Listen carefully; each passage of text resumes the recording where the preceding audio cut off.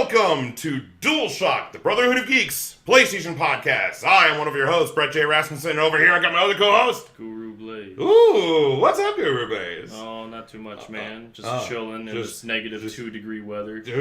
Oh, man. It is really cold out here. I mean, it's not surprising, but it doesn't make it any less fun to be in. No, especially, oh god, it's not. It's just too cold for my fat butt. I can't even handle it. Well, you also never wear anything but a shirt and shorts out in the winter. You shut up now. I'm just saying. I'm not judging, but I mean, like, just throw on a coat, man. It'll definitely improve your situation. Well, I have now put on a coat. Okay, well, good. But the good thing is that the good thing is that I have a car, so I'm able to go from here to my car. Yeah, it's finally gotten cold enough where I start my car before leaving, so that I don't I'm not like freezing as my car warms up. I get into a semi-warm car, and then I can like take less time. You know. At least you have a remote start. Unlike me, I just have a key fob that allows me to just. Oh, I don't have remote start. I go out and I start my car, and then I go back inside and wait for it to warm up. You made it sound like you had a remote start. No. Jesus. Did not mean to imply that. Oh man, but anyway, what else has been going on, Guru Blaz?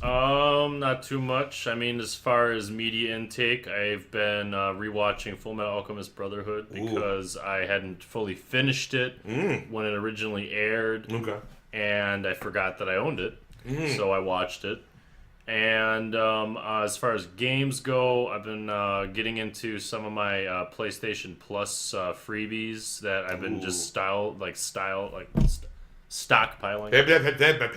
Yeah. But so I've been playing a bit of Steep, which is pretty fun. It's like an open world snowboarding / winter sports game. Yeah. Onrush, which is like Rocket League combined with Burnout. Flames of Rebellion, and then it has some like mystical subtext. I don't remember the rest of the title, but it's like a roguelike. Yeah. Similar to like Has Been Heroes, but with some differences that I've played a little bit of that I got for free, and it's actually pretty enjoyable because I never really played a game like that. And outside of that, I've been playing Horizon Zero Dawn still, but for the past few days I've been like fully into Brotherhood and watching a lot of Wisecrack. Oh, I like that. That's definitely very good. What specifically for Wisecrack? I love Wisecrack. Well, I've been watching. I've recently gotten more into them because a long time ago I watched Thug Notes. Oh yeah, they're great. Oh man, it's been so long since they come out with another one. But I've been watching a lot of the philosophy of Rick and Morty that they do because there's just so many of those. But a lot of their philosophy, I watched their philosophy of Death Note and really Brotherhood and Cowboy Bebop. I love the reviews on South Park. Those ones I haven't watched, just because I've never been much of a South Park fan. Oh, I love South Park. I have nothing against it, and I know how it's a very intelligent show, but it just never really resonated with me enough to like watch it on any regular basis. I love it. I do like how they had that 3-part Cthulhu series. Oh yeah, I do have that down. Which was that one was that was making fun of Batman. It was like superheroes. Like it was like making fun of like superheroes in general. My favorite like 3-parter is the Black Friday one. Oh, where it's Black Friday and it's the same. It's back in 2013, 2014 when PS4 and Xbox One were coming out. Okay. And it was like Game of Thrones, and it was all like commentary on like Black Friday and the console wars, and it's so good. So good. The Black Friday bundle. Like you can pre-order a PS4 and you can go ahead and buy PS4. When you do, you can pre-order Metal Gear Solid 5 Phantom Pain. Hell yeah. It's called the Black Friday bundle. I'm like, oh my god, it's so stupid. Well, it's South Park for you. I love it. I mean, yeah, like I said, definitely the show has a lot of merit. It's just like the same thing I have with Game of Thrones. Like, I think I should like it, but for some weird reason, I just cannot commit. I haven't watched Game of Thrones. So I watched some of it. It's like the production value is great. Like, I mean, there's a lot about it that is really cool, but I love Lord of the Rings, and I cannot wait for the Lord of the Rings television series in development by Amazon. Yeah. But it's like, for some reason, I feel like I should, but I just cannot, like, subconsciously, I'm just not into the show. Yeah, you know, and there's not much I can do about it. Yeah, like I've given it a shot, and it's like I don't not enjoy it, but it's just like I don't feel like any initiative to keep watching it at all. Yeah. You know? No, for me, one thing, I am very excited for the Royal Rumble that's coming up this coming Sunday, because that's why I'm wearing this shirt. Becky Lynch, the man, yes, love it. Becky Lynch is going to totally, she's going to fight Asuka and either win her belt back, or this is what I'm betting, this is what I'm predicting, is that Becky Lynch is going to fight Asuka, and there's going to be some sort of weird screwy finish. And then, like, somehow maybe Ronda Rousey will intervene, or Charlotte, or something. And then Becky Lynch will enter herself into the Royal Rumble, beat everyone, win the Royal Rumble, and then go and fight Ronda Rousey at WrestleMania. And, I can't wait for that. Becky Lynch is the greatest. She is right now the best wrestler in the WWE, in my opinion. I love Becky Lynch. But Asuka's the hottest. My opinion. Asuka's rad. She has awesome. Moves, man. She's got moves. Of course. I mean, look, that match is going to be really good. AJ versus Daniel Bryan's going to be really good. Plus, she has a dope costume. Oh, yeah. With that creepy doll mask and shit. It's great. Like, Asuka's whole thing. She does that whole, basically, invoking, and I'm not even that into wrestling, but I've learned all of this from playing WWE 2K17, because I picked it up just to have one of every sports game. Yeah. And, I didn't even know about her, because I haven't kept up with wrestling. I never really was super into it. I watched a little bit when I was younger, but it was, never anything that I was really, nobody I knew was really, I never really was exposed to it. I'm really into wrestling. That's why I've been wearing wrestling. I enjoy it, but most of the wrestling stuff that I like to rewatch is just old Macho Man Randy Savage. I get you. I get you. Again, that's kind of the time. Or that one when Brock Lesnar suplexed Big Show and broke the stage. I remember that. Just because even the announcer was just couldn't even believe it. Yeah. And you can't even buy that kind of amazing, scenario. That couldn't have been planned. Oh yeah. And so I'm excited for the Royal Rumble. But also I've been playing a lot of video games. I've finally completed Platinum, the 100% Darksiders 3, which we talked about on the last episode. And again, this Darksiders 3 is the best Darksiders game in the franchise. It has the best combat, the best story, and honestly, the ending of it is the first time I really wanted to go where I'm like, oh, I need Darksiders 4. I'm really excited for the next one. So props to Gunfire Games and THQ Nordic. That game is absolutely amazing. I love it. It's definitely very good. There's some few frame rate problems, a few minor glitches, but nothing. Yeah, but what game isn't without something? Yeah, exactly. But all in all, very, very good. When you play it on the hardest difficulty, Apocalyptic, is it hard, but it's still a good game. I've beaten that, and then because we're in that weird time frame where Kingdom Hearts is just about to come out, so I'm like, I need another video game to play, but I don't want to go ahead and dive deep into one. So I was like, you know what? I'll go ahead and play the Spyro Reignited trilogy. I'll go ahead and play catch up on that because I wasn't able to play it when it first came out. I bought it when it first came out, but haven't played it. I went ahead and I've been able to platinum Spyro the Dragon, Spyro 2 Ripto's Rage, and Spyro 3 Year of the Dragon, pretty much each one within a day. You can pretty much platinum it in 8 hours. Wow. Each one. It's a very, very easy plat for each. Still fantastic games. Oh my god, they're still amazing. The ease of getting trophies doesn't make a game any less good. I love easy plats. I love easy plats when it comes to those kind of games. Not easy plats where you can just you sit there, watch this thing for do a thing for an hour, or you spam the X button for an hour and there's your plat. There are games that are easy plats like that, and those, but let's go ahead and get this thing going and start off with News of the Nation.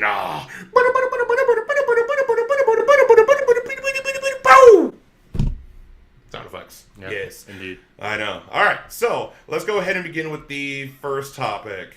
This is coming from IGN. First topic is that Red Dead Redemption 2 tops U.S. game sales in 2018, which is not surprising at all. Not at all. Red Dead Redemption 2 was the best-selling game in 2018 for the U.S., while Super Smash Bros. Ultimate won in December. So in December, Super Smash Bros. Ultimate took over. That was the game of the month at that time, but overall, for the year of 2018, mind you, it only had 2 months. So you had November and December for that game, and it still beats out in game sales during that time. Call of Duty Black Ops 4 came in second best-selling game of 2018 and the third best-selling game in December. So overall, second best overall, third best in December. And then Super Smash Bros. Ultimate was the fifth best-selling game of the year, even without digital sales being tracked. So these are only physical. Ultimate has become the best-selling console exclusive in its first month in video game history. Well, that's not surprising. And it's been so long, and that was like what everyone has been waiting for. Like I myself, I haven't picked up a Switch yet, but like I was waiting for Smash to release before I even considered it. Oh, I agree. I mean, there's plenty of other great games on it, but it's like that's what I wanted it for. Oh yeah, like even when they announced the Switch, I'm like, all right. Whenever Smash Brothers hits, that is when I want to get my console. Yep. That is the latest time I will get the Nintendo Switch. Mm-hmm. And I was like, I had a Switch beforehand that my friends got for me for my birthday, and I actually pre-ordered and bought the Super Smash Brothers Switch edition. So I went ahead and sold that away. Yeah. And did that. Oh my god! And I love the Smash Brothers Switch that I have. Oh, it's beautiful. Dollar sales of tracked video game software reached $7.1 billion in 2018, a 7% growth from 2017. So that pretty good 2018, good year for video games. Oh man, 2019 is gonna blow it out of the water. Oh, I know. There's no question. But yeah, that's actually really good. Mind you, Red Dead Redemption 2 topping makes total sense. Yeah, that's not a surprise. But yeah, let's move on to the next topic. Fallout 76 is not going to be free to play. There have been rumors about this game being free to play, and I never really had an interest in the game, to begin with. I love Fallout, but it's it wasn't. I grew out. It's not that I guess I grew out of playing MMOs. Mm-hmm. I'm not to say that it's a child's. I personally just I don't see the value in playing an MMO anymore. No, I get you. Yeah, I mean Fallout 76 has a lot of problems with it, which, again, Spectre, when we did our top 10 games of 2018, we split it in half, 5 on my side, 5 on his side, so that way we'd have a 10 list, so that way we agree, and he put Fallout 76 in his. If you want to go ahead and see why he chose that, go ahead and watch our video on that. We'll put it in the description below. But let's go ahead and move on. Fallout 76 is not going to be free to play. This is also coming from IGN. Rumors began on Reddit that physical copies of the game were starting to be pulled from a number of retailers, including Amazon and EB Games in Australia. A YouTuber claimed to have spoken to someone from EB Games who speculated that the title was likely to go free to play. So, which anybody anywhere could say and not be held accountable for anything. Bethesda has since spoken on the issue, confirming that this is not the case. And the quote is that they have is, quote, "There is no truth to this rumor," end quote. That is it. And this is coming from Bethesda. That's it. So, what do you think about that? It's just a rumor that is going free to play. What do you think Fallout 76 should go free to play with all of its problems, or do you think it's honestly keeping it where it is at? Well, I haven't personally played it, but I can tell you that if it were to go free to play, I'd probably try it. Really? Yeah. Okay. Because I don't want to buy a game like that with because I don't really play online that much, and when I do, I don't really have, the friends that I do have online, I traditionally don't end up playing games with that often. Because most of the games that I like to play are more narrative-driven, or even if they are fighting games and they have the potential for online play, I generally only like playing locally. Yeah. Because, I have nothing against it. Like once in a while, I'll play World War II online every now and again. Destiny was pretty fun. It's just like I don't know. I feel like those kinds of games, like after a few rounds of something, it tends to lose like I lose initiative to keep doing it because I don't know. I like having a narrative of some type or some kind of like. Are you talking? I think you're talking about more of like an end goal. Yeah. Like right. Like what's the end? I mean, the end goal, like as an example, World War II, is that you leveling up your character or that you're making the guns you use better. But it's like not to say that it isn't fun. I do have fun playing it, but doing the same thing after a point, it's like I'd rather play a game that has a story or a game with like combat in it, and even then, a lot of the fighting games I play are more not niche, but it takes like it's hard to find decent matches if you can find them. Yeah. And like so that's why I traditionally just play with my like friends, and more often than not I can defeat them. And then not to say that, but the thing is I know friends who will give me a challenge too, and it's like always more fun for me to be next to the person that you're fighting against so that you can establish dominance. Yeah, no, I mean, I honestly think that it's if Fallout 76 went free to play, I think it would be a good marketing move to make it. If let's think about it this way: if they did make it free to play for a little while, and then like just for exposure, like look at Fortnite as an example. No. Ubisoft did this with The Division. I mean, not The Division. Rainbow Six Siege. Okay. Ubisoft, when Rainbow Six Siege first came out, if you're in this style, is that Rainbow Six Siege when it first came out really didn't like pick up speed or anything. So what Ubisoft kept doing is that they kept doing, free trials. You get access to the full game for these weekends. It's totally free. Here you go, bam, bam, and people kept like trying it out over and over. And after like over the course of time, people kept playing it, and Ubisoft kept fixing the game over and over and over. Like now it's basically like having free beta testers. I believe it's in year 3. Well, and the second one's on the horizon too now. No, that's The Division. Oh wait, what were you talking about? Rainbow Six. Siege. Yeah, I'm talking about Siege. Right. Where it's just one game and they're continuing to make it, which is honestly good. So I mean, if you want to do it in that vein, then yes. But if it went full free to play like Fortnite or any free to play game, Warframe, whatever, I don't think that'd be smart on. It wouldn't be a good business. It wouldn't be. That's why they're not going to do it. Exactly. I don't think it would be smart. I would give it a try if it were free, though. Because then I don't want to pay for it, and because I'm not going to get anything back for it if I don't like it, which I probably won't, and I probably wouldn't play it that often. And the microtransactions are all cosmetic, and I haven't really even some of my friends do play it and actually enjoy it. I mean, Spectre even here has played it. From what I've heard, it's fun to play if you have friends to play with online. Otherwise, there's just nothing to do. Yeah. Which that's the tightrope you have to play with that, and I don't know. For me, there are very few live service games that I can get behind.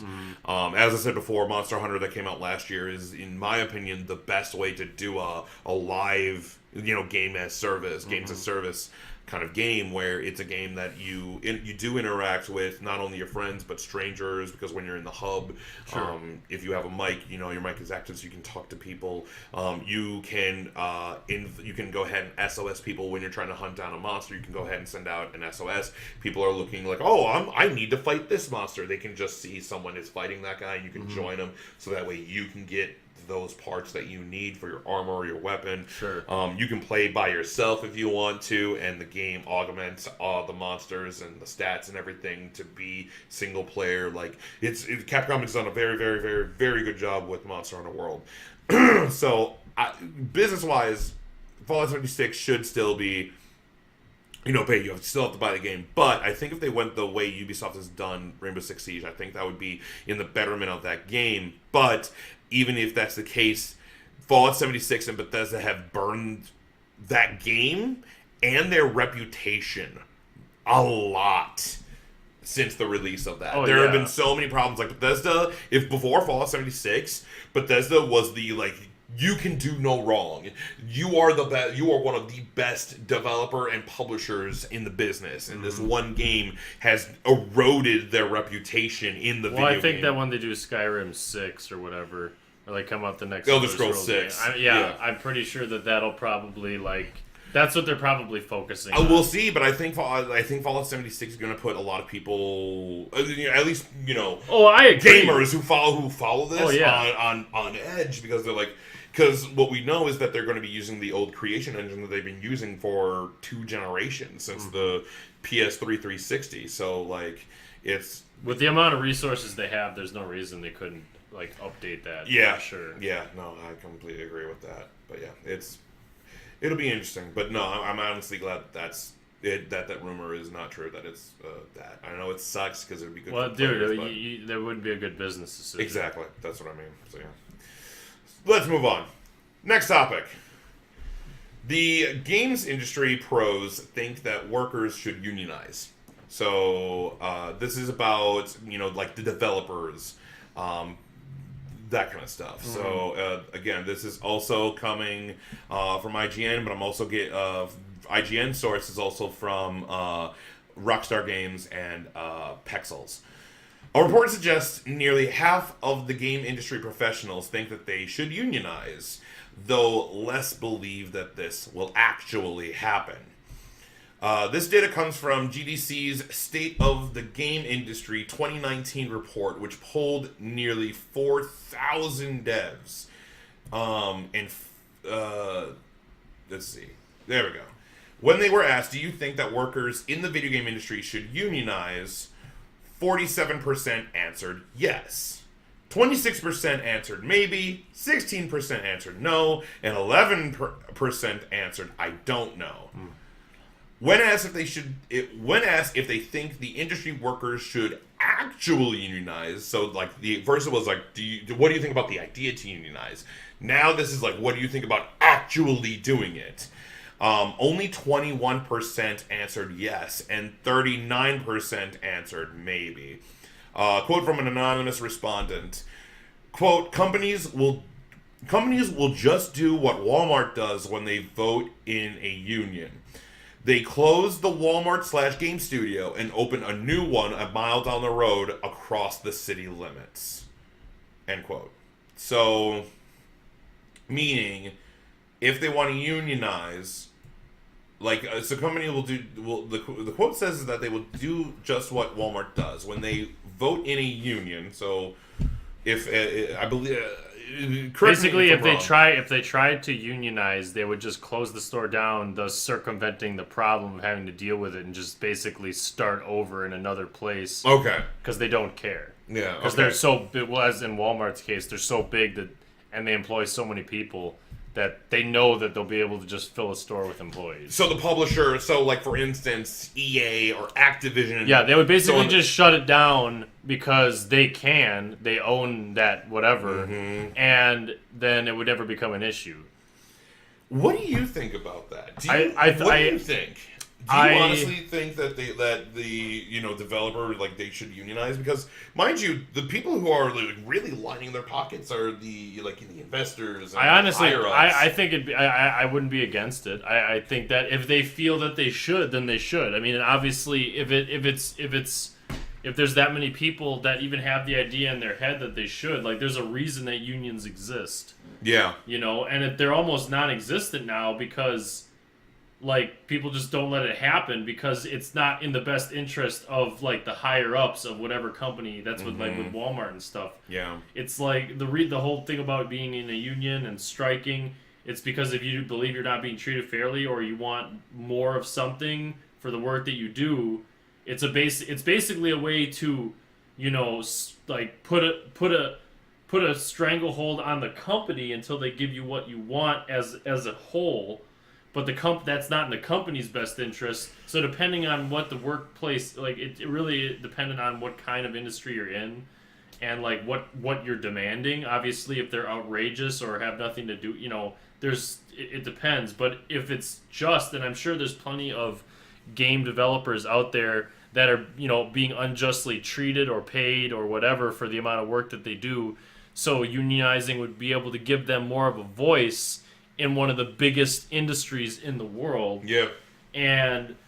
But also the thing is, if they're not, if they're under a bigger flagship, production company or, whatever, like EA or Activision, whatever, whoever owns them, they're not going to let that happen. They'll just find other developers because there's always people that are going to want to work for those big companies. It's just like Walmart. Like, everybody needs a job, but there's like still also plenty of people that, got education or are trying to get some form of occupation in the gaming industry, and they know that they'll be able to fill them.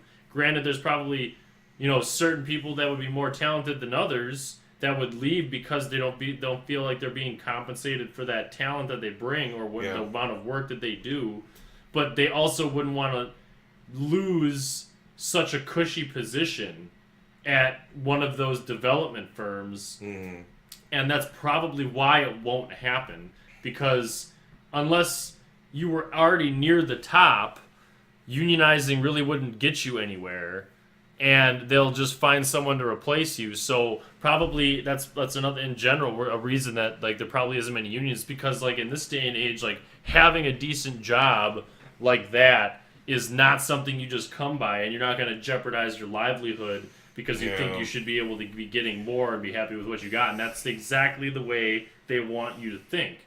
It's just like when you become docile as an employee, then they don't have to consider you any kind of a threat. And basically, if they were to try to unionize and strike, I mean, if it were on a massive enough scale, something might happen, but you're not going to get enough people to come together like that, like without some huge... it would be a huge undertaking. There would probably have to be some major incident or something like that. Yeah. And a lot of those people are already living well enough where they're like, why rock the boat? Rock the boat, don't rock the boat, baby. And pretty much that's it. Rock the boat, baby. The people who want this to happen are probably just as torn with not wanting it to happen. It's like, I want more for this and for the people that I work with, but I also don't want to jeopardize my livelihood and theirs by trying to do this and then it failing, and then I have to try to find another job. Yeah, I mean... Especially since if you did do that and, like, ended up leaving that job and that was your reason and it became known, you have to try to find another developer that's going to hire someone who tried to unionize and get, you know what I mean? Yeah. It's basically, it's like the long, it's I don't think it's fair. I think they should be able to if they want to, but they're basically in a position like a rock in a hard place. In no way is it going to benefit them in the long run. Well, what a union does is that the union protects the people. It's a way so that the companies don't take advantage of them. Exactly. That's why you have SAG and AFTRA for actors, and when it comes to the video game industry, you have the voice actors and stuff like that. You have tons of there have been like writer strikes and acting strike, voice acting strikes. Teachers went on strike too years and years ago. So I mean, when it comes to unionizing the video game industry, and really it would be more of like the developers, like the kind of like the people who actually make the video games, like, and that's kind of the sad thing. And correct me if I'm wrong, I could be wrong, but from everything that I've been hearing and studying and seeing, is that really it's that the publishers are making more of the money than it is the people who are actually putting in the work, who are creating the actual video game that we enjoy. Because initially, like, let's say EA, Electronic Arts, started around the 1980s by whoever. Like, initially they it's like Microsoft. Okay, at first they started out like as the very first like small group of people that were doing this product or service, and they were making the money directly off of that. But once it gets big enough and you start building a company, like EA doesn't really make games anymore. They got big enough and were able to bring, because of their success, were able to bring enough other IPs and development teams and media creators underneath their umbrella that they basically, that's like their investment. They became more of a promotional and like organizational like they're not really, they're only directly involved insofar as is this, we want this is going to be made because we have the ability to use these licenses, properties, and or IPs, and we're going to make a profit off of it. And because of that, and the fact that they've been able to build up to such, and I'm just using them as one example because they're one of the biggest in the world. And like especially with all their sports, all the sports franchises they have, any of the Battlefield, all of those big titles, they can bring in any development team they want. And they're consistently making money, and they've gotten to a point where they no longer themselves are the original small group of developers. They're just basically, at the top running the machine, and all of the developers are the cogs in that machine. And if a cog starts to act up, they're just going to replace that cog as opposed to trying to take it and clean it, or or if they feel like it doesn't, as we saw with Visceral, they didn't see the potential, or they didn't, in their eyes, they didn't see the potential for example, they didn't see the potential of a single player. Well, this is why narrative-driven Star Wars game, and this is why independent development and indie developers have become so prevalent in the past few years, like way more than ever, because everybody has access to tools now, so they don't have to bend to the whim of a large production or development company. And some of them get lucky, and they're like PlayerUnknown's Battlegrounds, The Long Dark, Shovel Knight. Yeah, just games like that where it's like a small team of people who are doing it for the love. I mean, as far as we know, just most of them would just they're doing it because they love games, they want to make games, but they don't have the means or the resources or the desire to become a part of some large organization that's basically just going to take advantage of their talent and their skill, and at any point could just toss them aside. Yeah. And all the work that they did isn't theirs. That's the main thing. I mean, as a creator myself, and I'm sure you understand this as well, when you put work into something for someone else or for something, and they could basically have it so that if they were to get rid of you, everything that you did, you could still know that you did it, and your name might be involved with it, but it's not yours anymore. Yeah. And so it's what's the point other than obviously the paycheck you bring home? It's being an independent developer is if you have the ability to do that and you can get people together, to be able to create something like that, it will always remain yours and you directly profit off of it.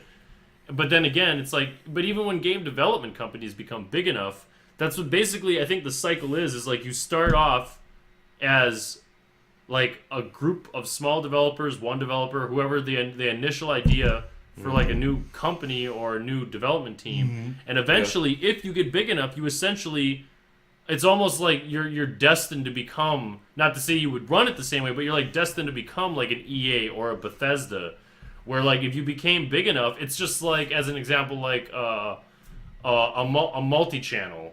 An MCN, a multi-channel network. Yeah, it's like that, but with game developers. Yeah. Machinima is only around because they basically... No, they're not. Machinima's dead. Oh, no. Well, back in the day. Back in the day. Yeah, it's just as an example, they basically capitalized on... in video games too, obviously they're directly involved, but when Red vs. Blue came out, and they basically this is a form of entertainment that people will enjoy.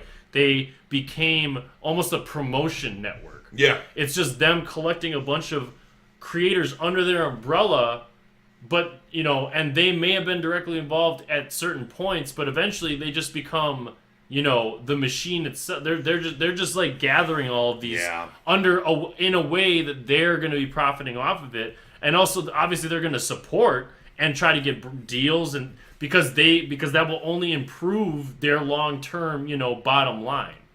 And so I feel it's like in Batman. It's you either die a hero or live long enough to see yourself become the villain.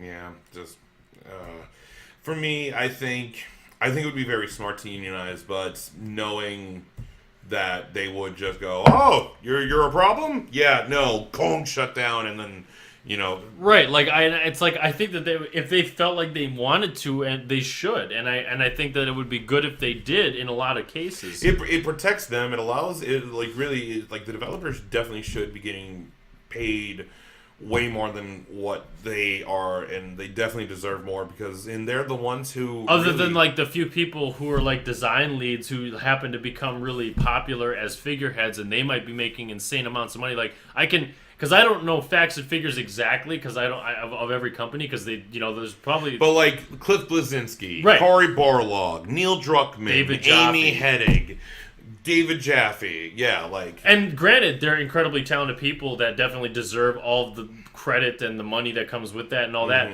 And I'm not saying like those particular people, but like I guarantee you, there's instances where like there's a team of people where there's plenty of hardworking individuals and talented individuals that are basically either they don't get any notoriety or like they don't get what they should compared to like the head of their team. Yeah. Even if the head of their team or whoever wasn't really doing as much as them or was really only involved in a marketing sense or whatever. When we're talking about game directors like those guys, like they are very involved with them. Like Amy Hennig created Uncharted. Cory Barlog was part of the original God of War team. David Jaffe created Twisted Metal and the original idea for God of War, if not the first God of War game. And they are very much in part and worked with it. Even with God of War that came out last year, won Game of the Year, Cory Barlog over and over and over again would, in interviews and talking to people, is that he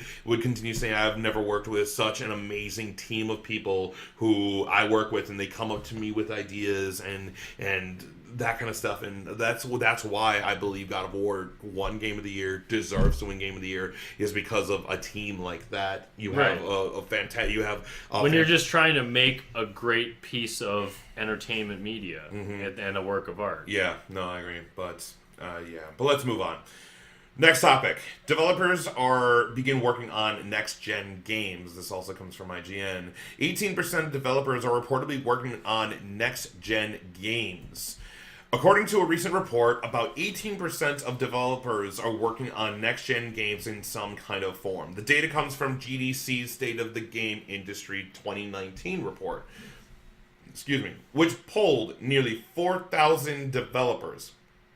Specifically, about 16% of developers said they are working on games. Working on games for both existing and unannounced platforms. So that means they're working on new games for the PS4 and Xbox One, and whatever the PS5 and the next Xbox, codenamed Scarlet, would be. Only 2% said they are working exclusively on unannounced platforms. That means whatever would be on the PS5 would be next. Which is very, very interesting. Inversely, 46% of respondents said they are making games exclusively for existing platforms. So almost half of developers are still making games for the current generation, which that makes sense. We're still we're a ways off. Yeah, we're still we're not close enough, and that's like.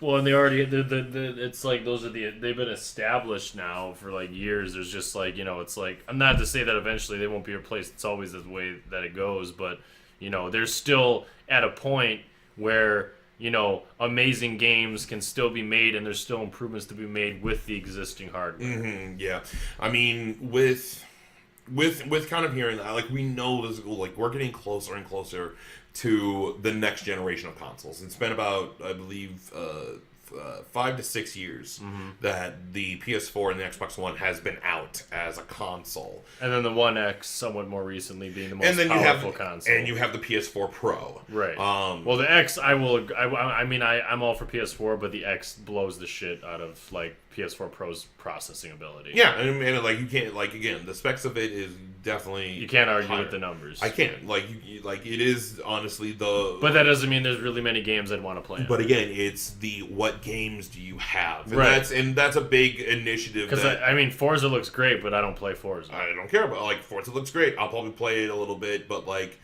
Crackdown 3, I love mindless, stupid, big, dumb games like Crackdown. That's why I play Dynasty Warriors. Yeah, like I love games like Crackdown. But like it depends on like it's not all about like how it looks. It's also about like how like it's the game itself. That's why like for me I love my PS4 Pro. I don't need an Xbox One X, where the S is, yes, it doesn't have the same specs, and the S is below the Pro, but like again, I use my PlayStation. I don't want a 4K television. Even if I did, it's just like I'm not. Why spend all the extra money? It's like, I mean, yeah, I'm sure it is like amazing and everything, but it's like I don't need that. And like again, the Pro and the Xbox One X are meant for people who want the best of the best. Right. Those aren't like, that's why you have that. But what I do find interesting with this is that there are games are now being made for whatever the PS5 will be. Which means that it's soon. It's soon. We already know about Codename Scarlet from Xbox from last year's E3. There are rumors going about whatever the next PS5 is, and like people, it's a good, piece to kind of talk about, and even we speculate on that here on Dualshock'd. But I honestly think that it's still too far out. I don't know when it comes to PlayStation, and we've brought this up before. I don't know what 2019 is bringing, like what PlayStation is bringing to 2019, because we know about Days Gone, and they're right now actively advertising Days Gone that comes out in April, and that's kind of like the one that they've been promoting first because they want to get that one out, and then whatever we see at E3. The rumor is coming from multiple sources is that Last of Us Part 2 will be maybe coming out in 2019. We haven't had an official announcement for that yet, but again, I honestly would be surprised if it comes out this year, I think. But it also makes sense too because it's been about 2 years. Or like Death Stranding. Or... Death Stranding is, I can't see Death Stranding this year. I can see Last of Us, and well, yeah, that's what I'm saying. It's like that one. I wouldn't be surprised if that came out on a. I mean, I feel like we've seen some footage, so it's like there's the possibility that it could be on the current systems, but I also feel like that's a game that could definitely be pushed. I honestly think with what Kojima wants out of Death Stranding, it would be a PS5. Yeah, that's what I'm saying. Yeah, but again, I find it very interesting. But yes, it does make sense that almost half are still working on PS4 games. Oh yeah. But let's go ahead and move on. Next topic: EA is working to fix Anthem's VIP demo server issues. Again, this is also coming from IGN and their sources from EA themselves. EA is working to fix server issues that are currently impacting Anthem's VIP demo. EA Global Community Manager Jesse Anderson, quote, says, quote, servers are getting slammed for the hashtag an Anthem game VIP demo right now, end quote. The team is working on it as we speak. And from the EA Help Twitter account, quote, we're adding more server capacity to the Anthem demo right now. Hang tight while we work to get everyone into the game. And players reportedly cannot get into the demo. They're met with errors in retrieving live service data, which means, so what I've kind of dig deeper into this. This is just saying, like, there are problems with the demo. The specific problems that are in the Anthem demo, in the VIP demo, so you have to, like, pre-order it and you can get access to it, and there are only specific codes for it. It's running on an old version of Anthem, so it's not even the one that's they're working on right now. It's like 6 months behind. So the problems and the glitches and that kind of stuff are on an old version of it, and the problems is a lot of like clipping. It's falling through. No clip. Mm-hmm. You have load times, which like you're not even, so it'll, like when you are trying to log in, you'll sit at like maybe like 80-90% and will just sit there forever in time. So it's getting harder to log in. But what do you think about Anthem and kind of just hearing it? Like, mind you, this is only a demo, and I think they're using this, instead of using beta, they're using demo as a way to kind of like bypass the whole, like, beta is kind of becoming a problem word now. Yeah. Because betas are seen as like, oh, so it's the... Well, that's what a beta is. It's a demo. You know, it's basically like it's the product before the product, and they're probably using it to try to fix. I've always thought that the whole purpose of a beta and demo is that like they do it and they make it free so that they can get free. They don't have to pay testers then. So do you people are getting mad about it and some people are getting mad because they think that this is. Now, again, I could be wrong, so please correct me if I'm wrong. But what I've been seeing is that people are getting mad is because, this is going to be Anthem, then you know what, cancel my pre-order, I'm not down with this. Right. I think Anthem looks like it could be a solid game. I'm pretty indifferent to it. Yeah. Like, I'm not, like, I would definitely give it a shot and play it. I have no plans to pre-order it. Because, it looks like possibly a much better... Well, maybe not better, but a much, for me personally, it looks like a better version of Destiny. Yeah. With more capability, better graphics, and, more, for me, it completely will depend on what the combat's like. Because that game it's based around, playing online. Yeah, so the combat is the deciding factor. It's an always online game, and if they're having server issues, that's not good. At least when Destiny first came out, it was kind of just a blah game. The servers, there really weren't many big server problems with Destiny. Where if EA is having server problems with Anthem, that's definitely not something. That's definitely not good, and I don't know. I think is that this demo they didn't want to use the current build they're using so that way they can continue working on it actively where they can use an older build of it, have people test out the game because it's very similar to whatever they're working on right now, and see if what you think about it and that kind of thing. I've seen gameplay footage of it and it looks cool. It looks really cool. And I like BioWare. They've made a lot of really good games, so it's I have no doubt that it'll be good if it's done right. But it's even if it is good, it's not a game that I'm I have to have. Yeah. I just don't get the feeling about it. And there have been reports also, there have been reports saying that whether these are true or not, but what I've been seeing around is that also that BioWare has been wanting to make a Star Wars game, but EA has been going, no, make Anthem. Yeah. That's what I've been seeing. Or that's what I've been hearing. Now, again, I don't have any sources on that, so I can't really delve into that because it doesn't surprise me though. It sounds like something that would happen. I would like to delve into this, but I need to get my sources and that kind of thing because I don't want to go ahead and give you something without stating where this is coming from.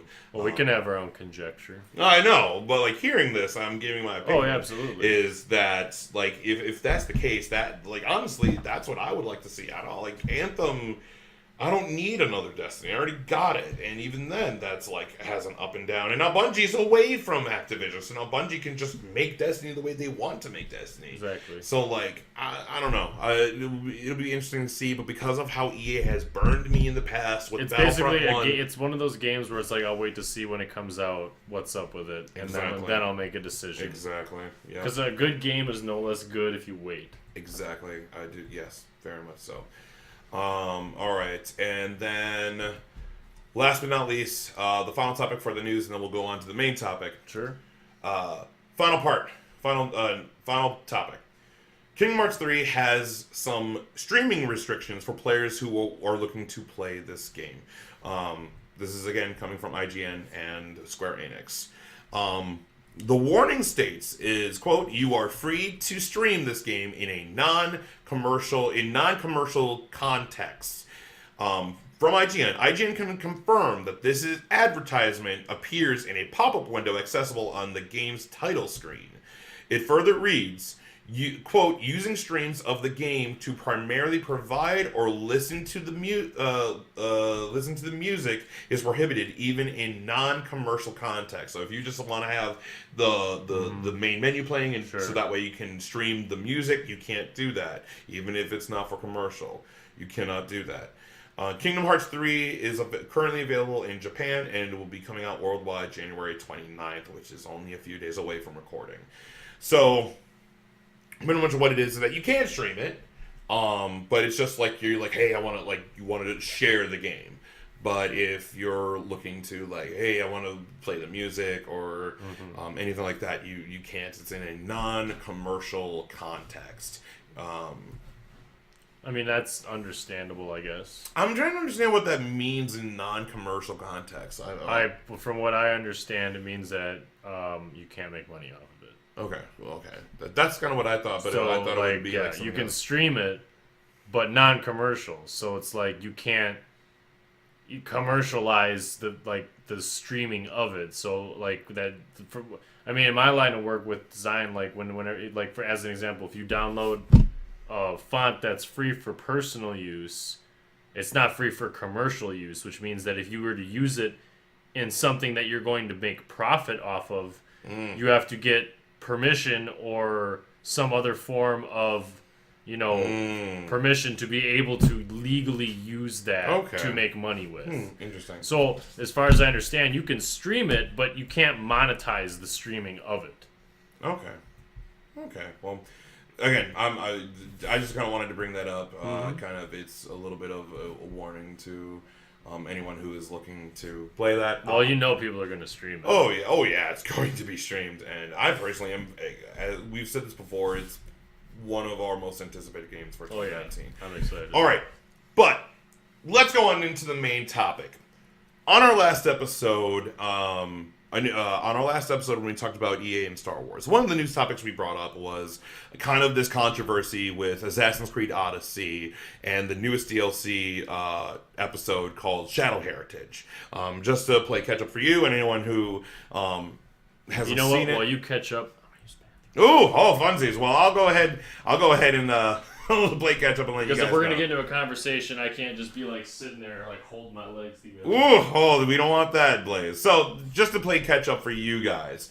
On our last episode, we kind of talked about this as a news topic, but in Assassin's Creed Odyssey, Ubisoft has responded to DLC criticisms for the Shadow Heritage. In the second episode of Legacy of the Blade DLC, players have gone up in arms and where it forces Cassandra or Alexios, which is the main character you play as, into a heterosexual relationship at the end. The in-game couple also finds themselves to have a baby. That ending is unavoidable, even if the NPC's romantic advances are rebuffed, meaning you choose not to have them or anything like that. You do not want to have a romantic relationship. You are forced into this relationship. Now, on our last episode last week, Ubisoft has responded to that criticism, saying that the events are part of a, quote, set story. The final episode of the DLC will apparently make more sense of those events. Then, later in that same week, Ubisoft issues a second statement regarding to that DLC. At that time, Ubisoft issued an apology to the players of Assassin's Creed Odyssey, saying where you were forced into that heterosexual relationship and you have a baby. There's also a trophy in the game when you finish it called Growing Up. The ending and the name of the trophy got a massive amount of backlash. The Ubisoft creative director Jonathan Dumont has apologized, saying that that this has been a learning experience. The name of the trophy will be changed in an upcoming patch, and in the apology from Jonathan Dumont, quote, "The clarity and motivation for this decision was poorly executed. As you continue the adventure in the next episode, Bloodline, please know that you will not have to engage in a lasting romantic relationship if you do not desire to." So, good. I'm glad that you're all fixed. Yeah, no, I had to. I'm sorry. No, it's okay. You got to go ahead and take care of things. Exactly. It's better off that way. So now, that's what happened. That was within the on the last episode, within the week of the last episode. Now we have even more coming in. So this is kind of talking about what Ubisoft is going to be doing in the wake of their criticism. Again, this is coming from IGN also. Ubisoft is officially making changes to the Shadow Heritage DLC. So now they're actually changing the episode itself. Changes will be made via an upcoming patch, which is the same thing as I spoke of before, to a cutscene and some dialogue in Shadow Heritage to better reflect the nature of the relationship for players selecting a non-romantic storyline. The Growing Up trophy that I have mentioned before, the name will be changed as well. Ubisoft is also looking carefully into the next episode called Bloodline, which is the next episode in the DLC. It will be careful to ensure the patch that players experience mirror the choices that they made in the game. Which should have been the case in the first place. Yep. Shadow Heritage criticism stemmed from players being forced into a relationship that resulted in having a child. So, the reason why I wanted to start off here, and the reason why I wanted to bring this up, is that the reason why players got mad at Ubisoft for doing this is that the way that Ubisoft promoted Assassin's Creed Odyssey is that this is a game where you can make your choices. This is your game. If you want to play as a male, you can. If you want to play as a female, you can. And in lore, to me, this makes no sense because I'm a huge Assassin's Creed fan. In the present day, I can't remember her name. God dang it! Pretty much when in the present day you find a DNA strand of Alexios or Cassandra, but there are chromosomes that you can't in the DNA strand you can't find what sex they are. So the Animus fixes that for you, and you can choose what you want. So magic technology figures that out for you. Which whatever, I'll let that go. It's stupid, but whatever. I mean, unless you can think of it, do you know a better way to explain it? In that, no. I mean, really, I'd like choose. Like honestly, it would just be better to just like either you be male or female. I understand that. Like honestly, I would be fine if they made it you got to play as Cassandra. I think there are more people who chose to play as Cassandra than Alexios in this game. Which again, that's like if you just made Cassandra and you play as a woman, like do the stories differ at all? I don't believe so. Well, then what's the point in choosing in the first place? That's kind of why I wanted to bring this up. So the way that they promoted the game is that this is your choice. We want to take aspects of The Witcher and other games that they've been very popular and been very have been reviewed well and that are kind of topping the charts. And we kind of wanted to make this game as like this is your game. You can choose how you want to play. And there are conversation choices that you can make. You can choose to if you want to buy this. If you want to go ahead and smack this dude up the head, you can, or if you want to accept his apology, you can do that too. It's your choice. Which it's a new way to take the Assassin's Creed franchise, because Assassin's Creed, for the longest time, has been a linear, story-driven narrative. You are playing the story that is being told in front of you. And this is a way that they want to like change it in and kind of make the franchise better. And at the time, people were actually applauding Assassin's Creed Odyssey, hence why it got nominated as part of Game of the Year. It's that it has all these it's a weird gumbo of different genres being thrown into one. Plus having the Assassin's Creed, and then it has the Assassin's Creed sprinkled sprinkled into it. And again, I've already talked about how I have when it comes to the lore, especially of this DLC, I'm not a fan of the lore, because in the lore, the reason why it's called Legacy of the First Blade is that you meet Darius, where Darius is the creator of the Hidden Blade. He's the one who creates the very first Hidden Blade. And the problem that I have is that this game Odyssey takes place before Origins when it comes to its past day, or when you're playing as the because it's Greece is before Egypt. Right. So you meet Darius, who makes the Hidden Blade, but he's wearing the assassin robes and the iconography of the Assassin Brotherhood, where in Origins, Bayek is the one who creates all that. He's the one who creates the Assassin Brotherhood.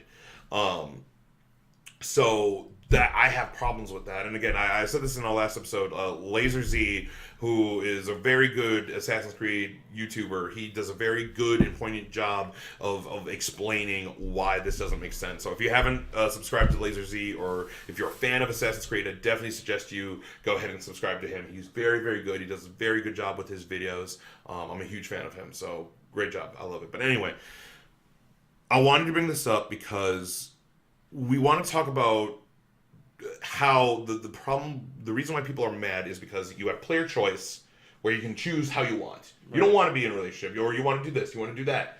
But then the game goes backwards and says, no, linear story, you have to do this. You don't have a choice. Mm-hmm. You are going to be in a relationship with this person. You are going to have a kid, regardless of what you want or how you see your character or how you play your character. You're going to be with this person, and you're going to have a kid. Right, and like basically, it comes down to it's player-driven, choice-based story.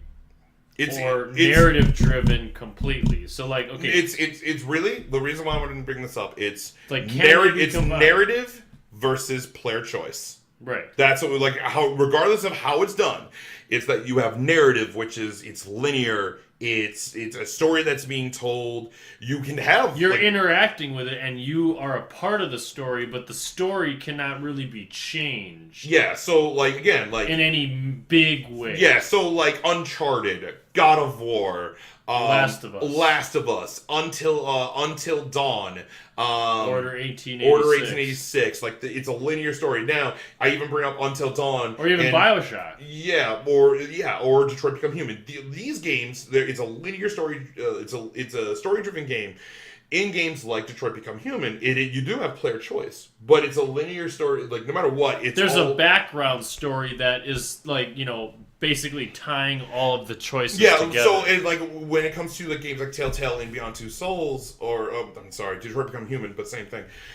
No matter what, you have choices that kind of comes out like in a tree, but then no matter what, you're going to come back to a meeting point, right? And then it will branch out again. Like the choices can make differences, and you end up on like one or more branches, but that branch doesn't end up going off to become its own ending.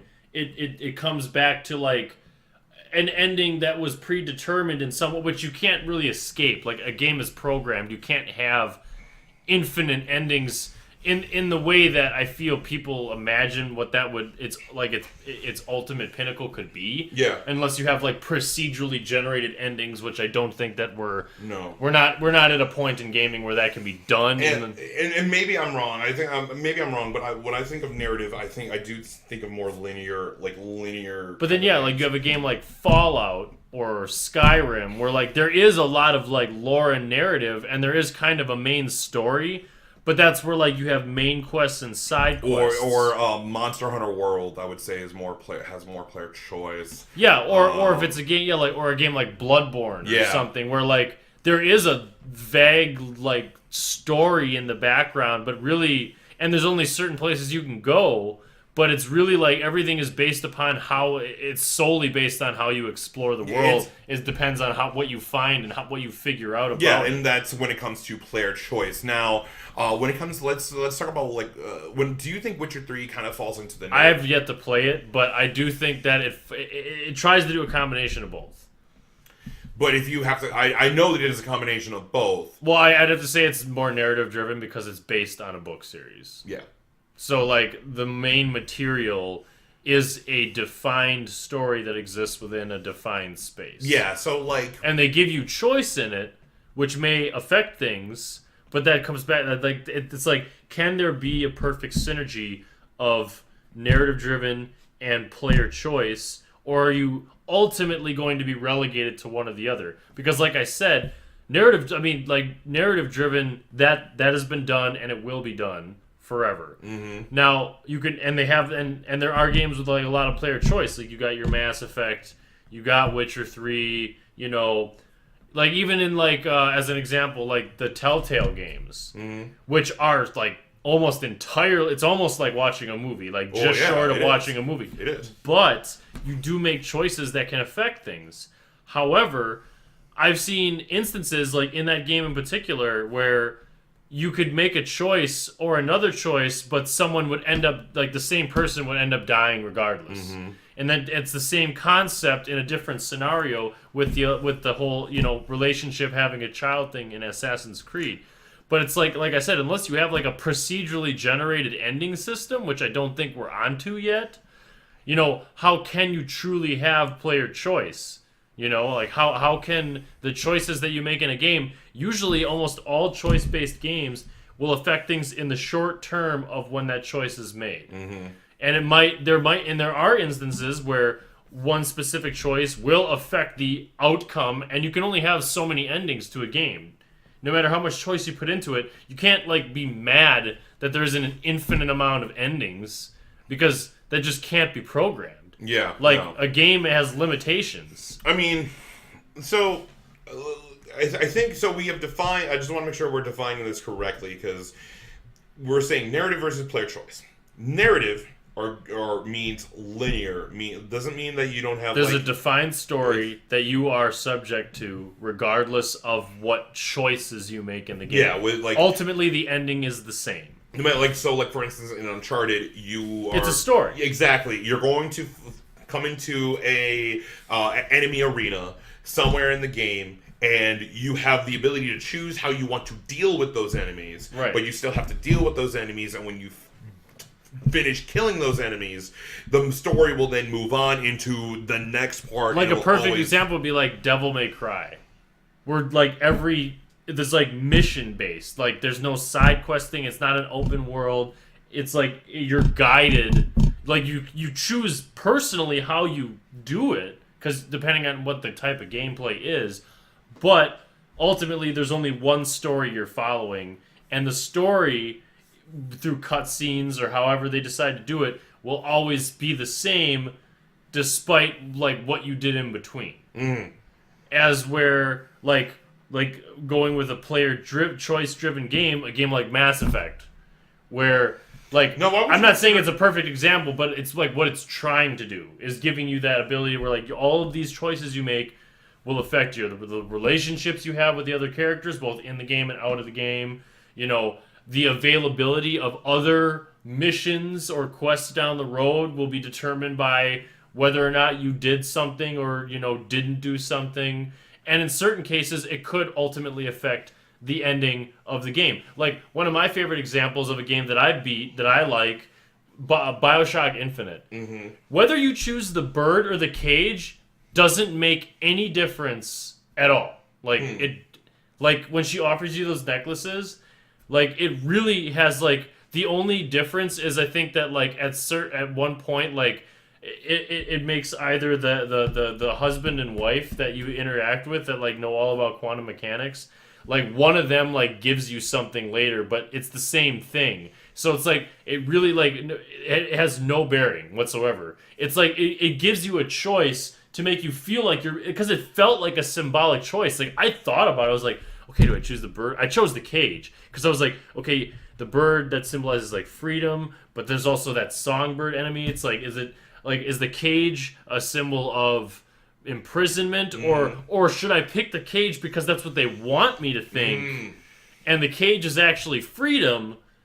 And so, you know, and I put a lot of thought into it, and but it ended up like, and I didn't, you know, the game was still great, and I still had a great time playing it, but it's like, why put in a choice that's supposed to garner, like, it has such symbolism attached to it, but it doesn't matter. It doesn't do anything in the game that has any meaningful outcome. You know, it's like, you should have, I mean, I wouldn't, I mean, it just feel like if you're going to put a choice that you focus on as, like, in the game story, this choice is being insinuated to be important, it should alter something in the game. Or you should at least be made aware of the fact that that choice made some change, and if you were to have chosen the other thing, then it would have been different. And that's basically what it comes down to. Okay, so you would consider BioShock Infinite to be narrative instead of player absolutely narrative driven. So then we're defining narrative as having it be linear, where now let's define player choice. Player choice in games that I would consider would be games like Call of Cthulhu, the one I just beat. Oh, really? Yeah. Like, you get a different ending by making... I haven't played again. Like I said, like, I chose the madness route, but at the very last level, you're given the option to do one of two things. Now, I don't know if playing through the entire game would yield a third result, but essentially, at the end, I won't spoil it, but you're given a choice, and you choose one or another thing, and the endings are very different. Okay, so... But I don't know if that's only that choice that would have determined it, or if it was those two choices were connected to all the choices I'd made up until that point, where I could have made other choices, because it'll say, like, this choice affects your destiny sometimes when you do certain things. Okay. And it's like, I don't know if everything building up to that is what led to those two different endings, or if those two different endings were ultimately the only two endings. Because when I think of player choice, I think of games that are really focused on its gameplay than its narrative. So games like Horizon Zero Dawn? No, that I would no, because that's narrative. Yeah, but you also have the ability to do. I mean, I guess, but the thing is, any game that has a story is almost like you can't not have a narrative. No, I get you. But you can do things in any order you want. I think choose not to do things if you want. And, like, you don't really have choices, like, dialogue-wise, but you have the ability to look at other pieces of information. No. Horizon Zero Dawn is still linear, because the way they implement... Yes, you do have, like, conversation choices, but those choices... They don't make any difference. They don't make a difference. It's giving you more information. Or it's just how you want... You might get an extra quest out of it. Yeah, or you just want her to behave like that, but it doesn't change the way, like, no matter what, you're still going to go... Like, as in Fallout, where a choice could, like, make someone just decide to kill you. Or, like, in one instance, like, even if you, like, I made an aggressive choice I normally wouldn't make, and someone, like, was positively receptive to it, and I end up getting a bonus for that. Yeah, or, like, in Elder Scrolls, where you can choose to kill... If you go ahead and kill someone in a village, you can do whatever you want. You can totally do that. Right. And then, but if you do, you're. But there's like there's consequences for your actions. So would we say? So let's say those like narrative-driven games like Telltale and like Detroit Become Human. Would you say that's player choice, or do you say that's linear?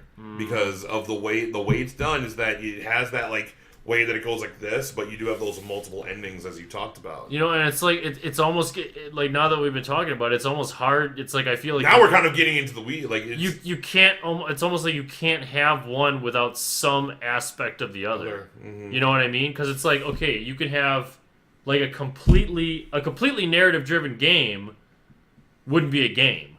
Yeah. Like, because by definition, it would just be a movie then. Yeah, exactly.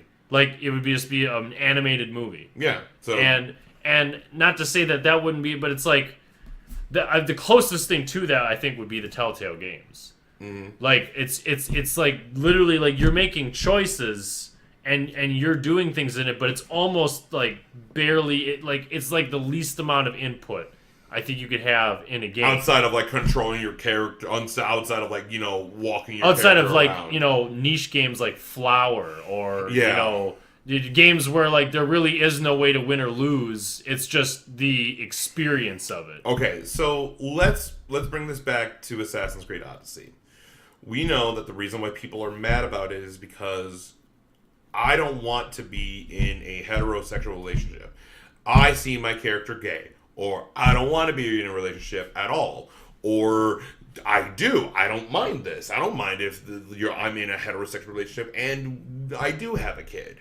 That's how, however that, player sees Alexios or Cassandra. Mm-hmm. People are mad that no matter what you do, you are forced into that choice. It basically, it nullifies the idea that you're given a choice once a predetermined outcome occurs. So, I think we're both in agreement that people are mad because we were told we have choice, but then we're forced into this thing. Even if it's in only one instance, because I haven't played the game myself, but I'm sure, there are instances where you can choose to do things, and it's like, even if it doesn't have, if it does make some difference, like, even in the moment of choosing, like if you choose to like smack someone or accept their apology, like you said, because I'm sure that's an example from the game because I haven't played it, so I defer to you on that. But it's like I accept that as being player choice. I also accept player choice as like I was just using that as an example. Right, and that's but you have to like as or like a choice that affects something farther down the line. You get a different ending. You end up being able to perform a different action or take on a different quest you normally wouldn't have had you taken or not taken a certain action. That is also player choice. But like we're like basically what I think we're getting to is like by definition, most games have a narrative. Okay? even if it's an online only game like Overwatch, there's still a narrative if you look for it. Or Dark Souls, there is a narrative in Dark Souls, but it's hidden behind all of its lore. Right, you have to read and search for it. Same with Bloodborne. But also like a game like Overwatch is nothing but there's no story mode. It's nothing but there is a story, but I don't think there's player choice. Like by definition, player choice, like you can choose what character to be. I actually just want to go ahead and like look up the actual definition of. Well, yeah, but it's like, but what I'm saying is like you can choose what character to be. You can choose how to play that character, as with any online multiplayer game. And even though there technically is a story, it's still really not. It's not driven by any kind of player choice, in the sense that you can't. You're not making any difference in a team-based online shooter. Mm-hmm. Like you're not changing the story of the game ever by any of the actions you take. Whereas in a single player, or traditionally would be a single player game, like as an example, like Assassin's Creed, BioShock, any of that, like you could admit that game is more focused on the story and your part in it. Whereas in a game like Overwatch, it's focused on you as a character, and the story is just kind of there as fluff. It's like it's to add more to the game outside of the only thing that you really have to do in the game. Mm-hmm. And so a game that has player choice, you need to be able to have informed choices that you know will make a difference in the end or in the immediate moment. And it's usually done like through a dialogue option. Yeah. That's the most common choice. Or, great example. In the first Dark Souls game, mm-hmm. Once you attack some certain people, they become permanently aggressive towards you, and unless you kill them, they will, even after you like die, like they will keep trying to kill you. But like as a perfect example was Solaire, like the guy who does the Praise the Sun, like he can become like an amazingly useful ally in one of the first really hard boss battles, and has a lot of ability. But I was playing it and I accidentally hit him once, and he was permanently aggroed, so I had to kill him. Yeah. Otherwise, he would attack me every time I walked past, and he was a bitch to kill. But then I found out later, if I wouldn't have killed him, I would have had like him as an ally during this really hard gargoyle match. Yeah. And that, I think that is player choice. So I while you were discussing that, I wanted to go ahead and pull up just kind of the definitions between narrative and player choice. So first, when it comes to narrative in video games, because I don't want to go ahead, I want to make sure that it's in the context we're speaking of. So in the context of gaming, a game's narrative is the aspects of a game that contributes to it. Telling a story, questions concerning whether games are narratives or whether. Narrative provides just one way to look at games are still actively debated. Narrative is also used to describe the story itself. So it's the way a game is experienced. A game's narrative is the aspects of a game that contributes to it, telling a story. Where then I wanted to go ahead and pull up player choice. I found a very interesting and actually a good an article from Black Shell Media. The article is called "The 9 Types of Player Choices with Examples," and I'm just going to go ahead and go off the examples. So the first one is the hollow choice. By definition, hollow choice is a player choice that has almost no consequence on the rest of the player experience. Like the necklace with the cage and the bird in BioShock. Usually based on pure preference or random selection. The best example of this kind of choice might be in a game like Forza Motorsport 6, where players can customize their own cars. In general, a lot of the customization choices players can have an influence on how the car drives, but there's also many customization options that are purely aesthetic, such as color. So like the hollow choice, like in Fortnite. That's a hollow choice, right? Like you pick something that thinks it doesn't affect anything outside of something that will not directly affect the gameplay in any meaningful way. Yes. The next one is the obvious choice. By definition, an obvious choice is one in which there is technically no real decision being made. A lot of times these might be implemented via the game's level design. We can see a lot of these obvious choices presented in the game Arkham Asylum. On numerous occasions, we find ourselves in an environment that presents 2 different paths. but one of them is blocked by debris or an electric gate. The environment presents us with two paths, but the game has made the choice for us. So like in Assassin's Creed 2, where another example in Assassin's Creed 2 is that like there are parts that get opened. You can't go into them until later. The next one is the uninformed choice. By definition, the uninformed choice may have an influence on the gaming experience, but the player has little to no information available to them when they make that informed decision. Their choice may matter in the future, but in the moment, they'll make it based on random selection or personal preference. A really well-known example of this can be found in the Pokemon franchise. One of the most common and beloved elements of every Pokemon game is that in the beginning, when the player is given the choice between their three starters. Of course, many players may do research or have knowledge from previous games on what consequences their choice will have in the future. But picking the water type Squirtle Squad, as your starter in Fire Red or Leaf Green, for example, will make the first gym battle much easier than if you pick Charmander, the fire type. But technically speaking, that information isn't given to the player within the game experience itself. So the choice is ultimately uninformed. So it's uninformed in the context of the game itself. Right. You could go ahead and look up when they announce, here are your three starters. Right, but like for the sake of argument, like we're assuming like if you've never played a game before, or you're not studying this up or whatever, so you're like that. You have that. Next one is the informed choice, and you were bringing this up earlier. The informed choice will have influence on the gaming experience. However, the player has also been given the opportunity to learn a bit more about how the choices differ and how it might affect the trajectory of their game. Like when you pick classes. Yeah, so like this, they had like ability. This one has this ability. This one has this ability. You know, like you kind of know what you're getting into before you, and like so you can kind of have that informed choice of like going into this game. I know what I can and can't do at this point.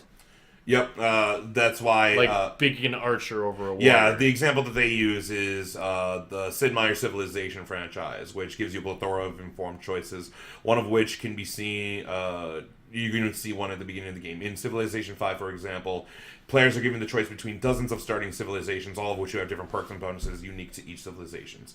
Players might not be familiar with what each perks mean, but enough information is given to empower the player on their decision-making. They are able to determine, at least to an extent, of how their choice may have an impact on the game system and their own future experience. Like when I play XCOM 2. Yes. And like how I run the world and like the missions in between. Yeah.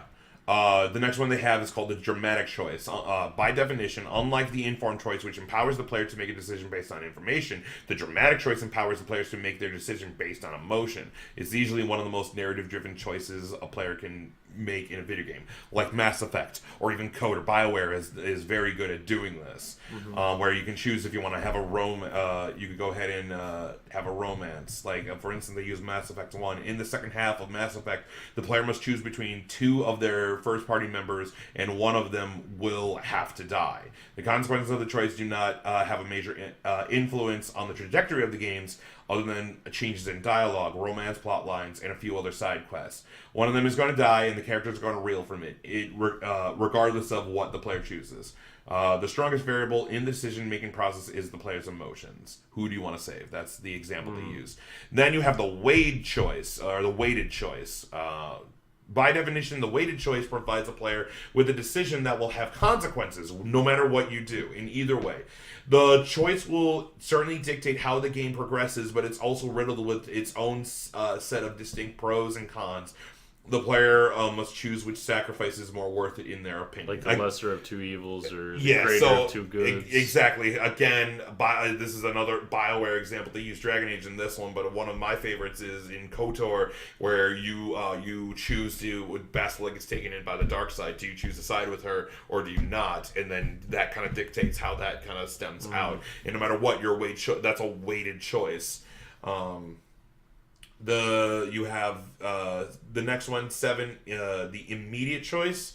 As the name suggests, an immediate choice provides players with instant feedback of their actions. Feedback of a game directly tied like to I was saying earlier. Yeah, so like Until Dawn does that. Like the butterfly effect.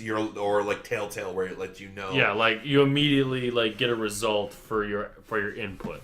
Yep, the long-term choice, by definition, is any decision that the player makes that is not immediately felt. There is some kind of delay in the feedback choice, and this is the one they use is Bioshock. For example, of a long-term choice, or rather a series of long-term choices, we can turn to widely acclaimed ending of the Bioshock game. Throughout the main game, the player has the option through their actions to kill or save several of the little sisters they encounter. The player does not experience any specific feedback upon killing or saving them. Instead, the consequences of their actions are only shown at the end. Depending on whether or not the player killed any of them, the game can end in one of three ways. Saving all the little sisters provides a surprisingly beautiful and sweet ending, whereas killing them produces a dark and violent ending. If the player killed only some of the little sisters they encountered as opposed to all of them, they will still receive the same dark ending with a slightly different tone and narration. And then the last one is the orthogonal choice. By definition, the orthogonal choice is a decision the player makes that drastically changes the trajectory of the gameplay experience. Many choices in video games can seem like major decisions to make, but very few actually take the game in a completely different direction. The example they use is the Witcher series. It's heavily praised for its implementation of choice and how significant the player's actions can feel in relation to the game experience. Like in Witcher 2. For example, features a monumental orthogonal choice. The majority of the game is broken up into three main chapters. At the end of Chapter 1, the player must choose between helping the two different individuals, Loreth and Roche. Deciding to help one or the other will not only send ripples throughout the story, but actually lead the player into two distinct areas and storylines for the duration of Chapter 2. Based on the player's choice, the game experience throughout Chapter 2 will drastically differ from each other, complete with new locations, quests, NPCs, story beats. So, and I think that the orthogonal choice is kind of like the big thing. So that's player choice, and I think those are some really good. I think narrative is linear. There's no way to change it, and I think that's kind of what we wanted to kind of. But you also have narrative in a game that has choice. But but these are the examples of player choice. But I'm just saying you can't completely separate them. No, but what I'm like games like Uncharted, right, or Last of Us, or where. There is, like, Uncharted doesn't You have choice only insofar as it falls within the confines of what's being played. Because you have to have... The story will ultimately end the same in a narrative-driven game, regardless of the choices, like which alleyway you walk down. If you go to search for secrets, how you upgrade your skills. That is the choice given in a game like Last of Us. Mm-hmm. But the story is the same story no matter how much you play the game. Or like God of War. God of War, it's linear. Right. It's narrative. Where these nine different examples are player choice. And then again, they used some very big narrative-driven games, like Bioshock, like Mass Effect. Or The Witcher. These are narrative-driven games, because these are games that people love their narratives for. Myself too. Maybe that's the difference between the narrative and the story. Is like a narrative-driven game has nothing. It like you said, there's a story there, but the story is the bulk. But the player choice-driven game, it doesn't have a narrative. It has a story that is that you create or alter as you go to a greater degree. Where it's not just choosing what skill tree to upgrade over another. It's this decision, whatever it may be in whatever context, will affect the gameplay itself, or it will affect the story. The story changes as a result of this action. The player choice. Right. As opposed to the choices I make will not in any way affect the outcome of the narrative of it. So, and that's why we have that. Now, I know we keep ping-ponging back and forth, but let's go ahead and close in on this. Let's bring it all back to why we brought this up in the original place. Assassin's Creed Odyssey. Assassin's Creed Odyssey, you would say, I believe, I agree, would be more it's player choice. It's a player choice game. I haven't played it, so it's hard for me to say. I understand. Because it's also a subjective thing. It's like, what do you personally feel like choice, you know what I mean? Like, no, I get that, but like for what I'm seeing, you have hollow choices in Odyssey, where you can change the aesthetic of that. And mind you, there are games that do have that. Mm-hmm. But you have the Hollow choice, which it has you can change cosmetics or different stuff, but it doesn't really impact the game mechanics of the game. You have the informed choices where you can go ahead and choose what kind of weapons you want, right? What they do, what their stats, how all that kind of stuff. That's your informed choices. You have, I believe you do have your immediate choice, which that's where you can make conversation choices. You have your feedback on all that kind of stuff, like instant gratification for your decisions. Mm-hmm. And then you have kind of the overall where it's you have the way that it affects long-term choices is what your conversation choices will kind of dictate how that ends. No matter what, the game does come. The game does come to a complete ending, so it will meet to one place. Right. But it does kind of go out like this and then come back. Where unlike in other Assassin's Creed games, like 2, Brotherhood, that you do. I mean, you do have player choice. Assassin's Creed 2 is probably the best example. 1 and 2 are probably the best example where those are narrative-driven games. Where that's a narrative-driven game where you're going to play through the game. You are playing as Ezio. You are going to, see him be born, see him as an adolescent, see his family getting you have scripted cutscenes that occur. You're going to see him getting hanged. You're going to see him being trained by Mario. You see him become an assassin. You're going to go through these missions until you get to the end to fight Rodrigo Borgia, and so on and so forth. And no matter what, the game is going to tell you how far you can go. Mm-hmm. That's no matter what, and there's no way to kind of you can go ahead and do within the confines of the game. You can traverse any which way you want. You can decide to not do a mission until later. You can do side quests for a long, or in the game like Far Cry. I like screwing around and doing a bunch of stuff that but it doesn't none of the all the side mission stuff. It's but that stuff doesn't really affect the story. It affects I get more partners, I get more ability, I get different guns, so it affects the way I can.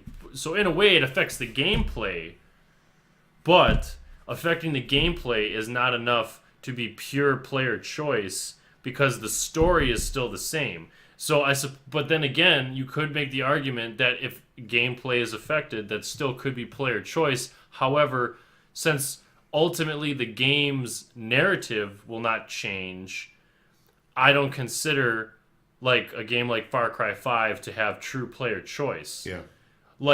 Although in Far Cry 3, at the end, you have the ability to either have sex with the main villain's sister and then get killed, or and that's after you murder all your friends, or you decide to go against her and survive. So you have 2 very distinctly different endings based on one. And those are the weighted choice. That's a weighted choice, right? So I mean, I think so. The reason why people are mad is because I believe that player choice in that instance, it's not even a weighed choice, or it's a hollow choice. It's a hollow choice. Well, no, not even. It's not a choice at all. At the end, you're forced. At the end, you are forced into a heterosexual relationship. Well, it's basically a hollow choice because it is a choice. You get to choose, but it's hollow because it doesn't affect the outcome. That's why I was saying with Forza. No, you can customize something. I'm not saying fundamentally no, it isn't a choice. You're given a choice, in the way that the game presents it to you is what I mean. It's when I picked the necklace. Oh, I get you. Okay, you're given a choice, and you do get to choose. When you interact with the NPC, but it's a hollow choice because there's nothing coming of it. It doesn't change. If you go ahead and say no, I don't want it, you are going to go ahead and push off the advance of the NPC. In either case, it's a hollow choice because no matter what, you're going to because you did make a choice, but the choice doesn't matter. Right? Exactly. Yeah. So, and I think that's a big problem. And I think that has to be very straightforward. For me, I see Assassin's Creed as more of a linear, well, that's what it's been up until now. Exactly. And again, this is very complex It's almost hard to say definitively that there's one answer. Like we have these frameworks to go with and work with, and but you can't really you can't have one without the you can have story without player choice. Well, actually, you can't. No, you really would hate in either case because even in the most base I still the Telltale game is probably the closest I think I can think of where you are almost have no input other than the decisions made in the game. Everything else, you make decisions, but the game's story, it's an uninformed choice. You're making you're making decisions without any knowledge of what will occur after the decision is made, and it can affect it. But there's also instances in that game where you could make one or two choices, and a certain thing will still happen regardless. Yeah. But it'll just happen in a different way. Yeah. There'll be. Yeah. So it's does that constitute as being a different if the same thing happens in a different way but the result is the same, did you still have a choice? Because it did change it in some way, but it's how big of a change does something have to be before you say that was a meaningful choice in which if I chose something different, it would have been a vastly different gameplay experience, either narratively or in the mechanics, or what you're able to do, or what skills you have access to. It's like in Knights of the Old Republic, whether you go to be a Jedi or use the dark side, you get access to different abilities, which affect the way that you can play the game differently. Yeah. And so I think that's definitely a choice. It's an informed choice. That's the informed choice. Going into it traditionally, okay. Well, when you are leveling, when you choose your force power, you can see all of them. You can choose any one of them, but if you choose certain ones, you'll sway to the dark side, and then that eventually you won't be allowed to choose specific abilities from the light side and vice versa. Or if you do, you'll get penalized if you're dark side. Right, because you're that's not where you've made choices your collective choices up until that point have determined you as a character. That I think definitely is true player choice, but it's also extremely narrative driven. That game is very dialogue heavy. You still make choices, but the narrative is the main focus of the game. Yeah. It's you going around. Obviously, there's lots of stuff in between, but there is a large, expansive narrative in that game that doesn't change to any great degree. Ultimately, certain things there's certain events that are predetermined, and then there's certain events that may or may not change. However, they add to the story, but they don't change the eventual outcome outside of maybe two possible endings where you're either on the dark side or you're not. Yeah. In closing, what do you think about Ubisoft responding to all of this backlash? I think that it's good that they responded. Mm-hmm. I think that that's definitely something that's sorely lacking in the industry in general. And they, if it's they're obviously. Do you think the outrage is warranted? I do think it's warranted, and they changed it because they're like, okay, we put out something, and in the game industry, it's we put a game out. The gamers say, this is not what we see, what we like. We the people playing your games, we obviously want to play your game. We're having it, we're enjoying it. And it's but you can't if you didn't tell us that there was any choice. Mm-hmm. Think about it this way. If they had never pushed the fact that choice was going to be a differing factor or aspect of Odyssey that differentiates it from all of the previous Assassin's Creed games, if they never made that poignant, then I don't think this is if this would have happened, even if they let's say they still had the game was exactly the way it is now, but they didn't push that. Mm-hmm.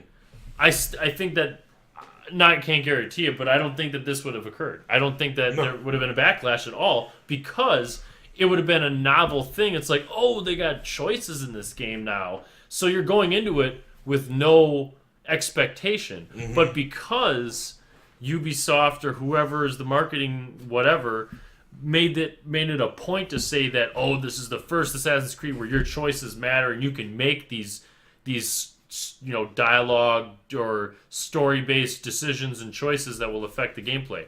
And because they drew attention to it, that's why this is happening.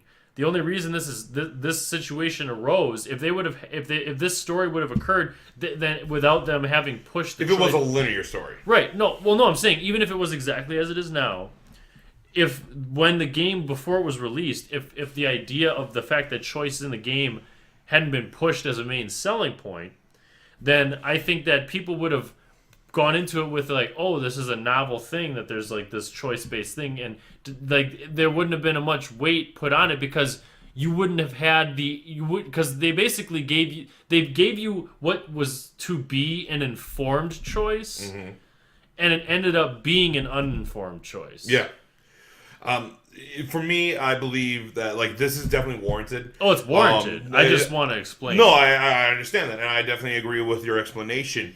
I think that if this was another linear game, like you didn't have those conversation choices or anything like that, where it was linear, like no matter what, you get to have all the all the combat is there, and all of that is like everything stays, but you don't have the conversation choices. It's linear.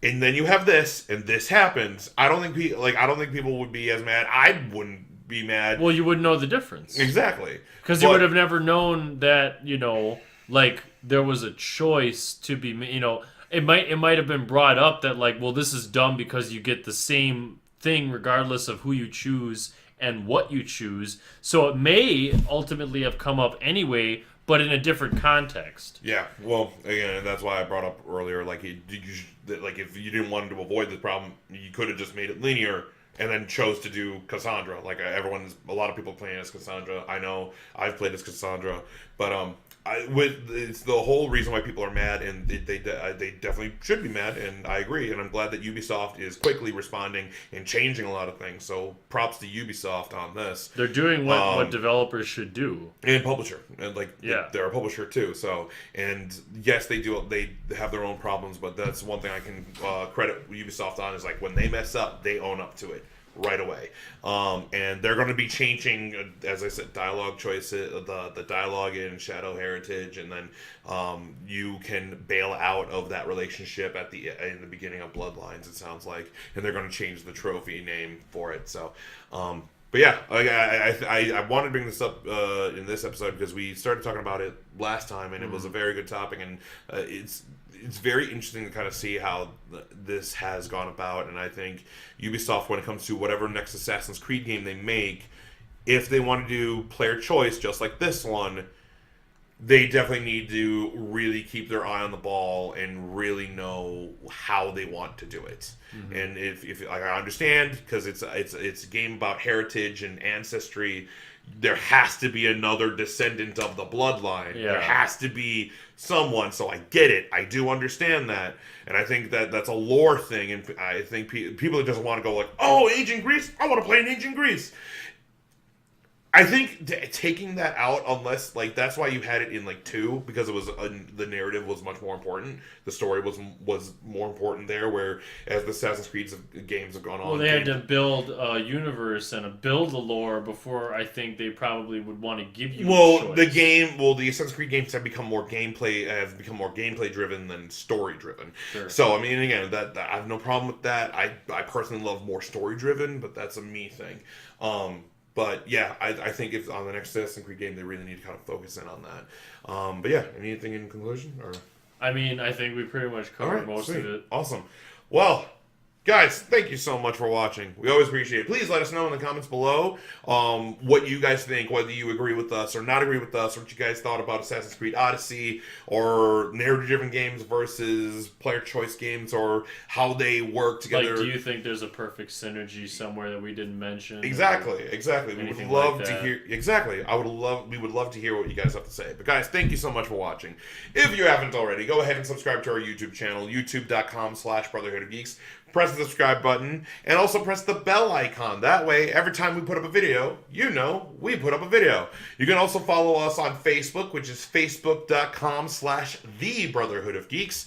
You can also follow me and the channel on Twitter at Dualshock'd BOG. That's the name of this podcast, Dualshock'd BOG. You can also follow us and watch us on Twitch when we stream at twitch.tv/Brotherhood of Geeks. Anything else from you? No, Blaze? I'm good. All right, sweet. Well then, guys, thank you so much for watching, and as always, live to play. Play together. We'll see you guys next time.